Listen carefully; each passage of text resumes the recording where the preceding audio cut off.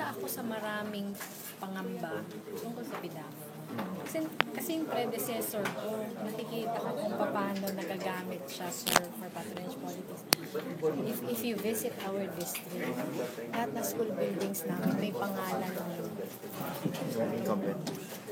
dati namin congressman. Lahat na proyekto may pangalan niya. Para sa akin, ano yun eh. Parang para sa akin, in bad ways na pera ng gobyerno, kiniklaim ng congressman ng kanyang proyekto. We hear of stories na kaya ito scholar kasi anak ng ganitong leader, etc. We don't want that to happen.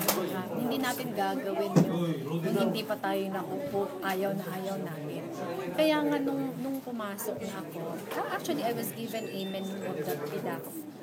Ano naman siya? If you look at the menu, yung guidelines, talagang very, very strict siya. Sabi nila, bago yun na guidelines which you have to follow. Pero ako, I purposely did not recommend any projects which will be credited to my PDAF yet. Kasi, we are really formulating a sort of a mechanism na para lang sa distrito ko. Kasi I cannot impose that naman upon the other districts. Pero sa distrito ko, we really want to convert it into into a sort of a development tool. Kasi yun naman yung aral ko sa asawa ko. Na-propose nyo na rin po sa House leaders, kay Speaker yung proposal? Not formally, but I intend to file a resolution today. Pero today, meron na, pero meron na, as last week, natapos na namin yung parang may own guideline sana na nasusundin namin for my district. Kaya lang, when all this happens, naisip ko, siguro I will suggest this na as a solution. Hindi na lang sa district ko, pero for everyone. Kasi talagang may problema tayo pagdating sa confidence ng mamamayan sa atin. Ma'am, you will still go ahead with the resolution that you intend to Pero ngayon kasi I cannot go ahead with that kasi suspended naman yung PDAF. Pero just in case pwedeng ma-access yun, I will go ahead with my own formula. And I intend to share that formula with everyone.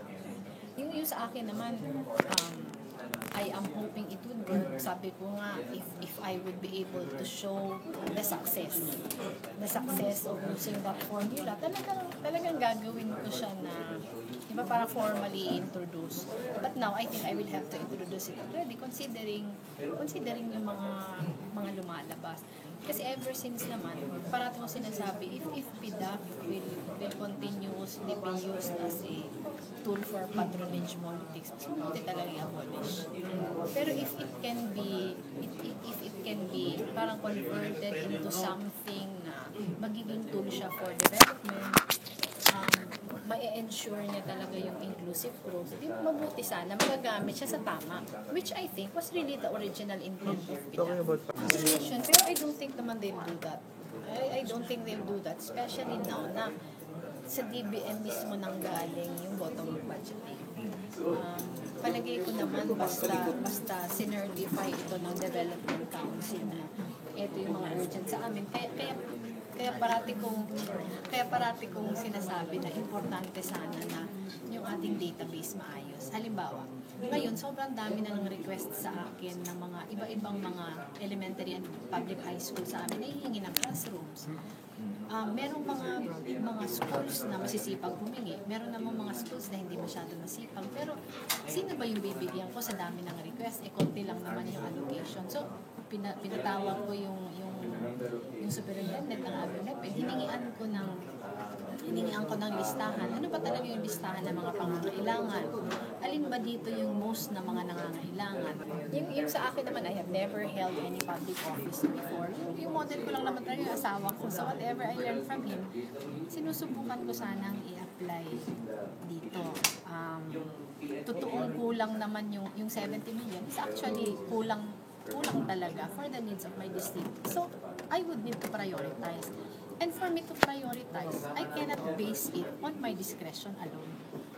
So, kailangan meron talaga based on facts, based on available data, based on the prioritization yung ginawa ko sanang composition ng council. Unang-una yung mga munisipyo. represented, yung mga liga ng barangay represented, yung provincial government represented, and half of the, tapos yung mga national government offices represented, sila yung half. Tapos yung another half naman, NGOs and POs, para may boses yung tao. Yung sa akin naman yung pag-involve ng NGOs, POs, una, para nabibigyan boses sila, para masabi kung ano yung mga pangangailangan. Sunod, yung experience kasi namin sa NAGA, when you involve people every step of the way, they become more trusting of their government. Yung nakita ko kasing example ng ganyan, yung mas collaborative na relationship between people and government work very well eh. So, nagiging adversarial lang naman pag may mistrust. And nangyayari yung mistrust pag hindi masyadong transparent. So, para maging transparent, una, dapat buksan mo yung sarili mo for people participation.